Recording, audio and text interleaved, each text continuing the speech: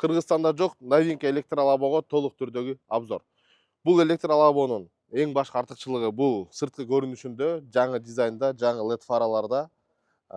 Башкы артыкчылыгы 4 киловаттык мотор, дворниктерине суу чачат. Салонуна келе турган болсок, электропакет, центральный замок жана ошондой эле эң башкы артыкчылык бул процент менен зарядкасын толук көрсөтөт.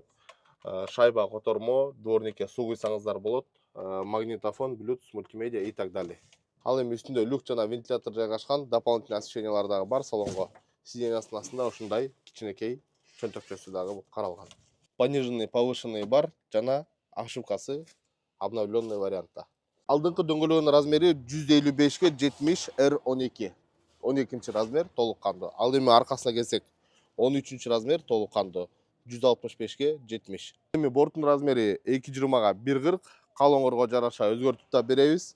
Рессор 9 катардан турат. Үстүндө 1 тонна жүк турса дагы рессорлор анча напряженный эмес. Бул эмнеден кабар берет? Демек, 1,5-2 тоннаны дагы бул камарабай көтөрөт. Ал эми ушундай өзгөчө электролобонун ээси болууну кааласаңыз, дал ошол төмөндөгү номерлерге байланышыңыздар. Кыргызстанда алгачкылардан болуп, буйрутмага алып келип бере алабыз.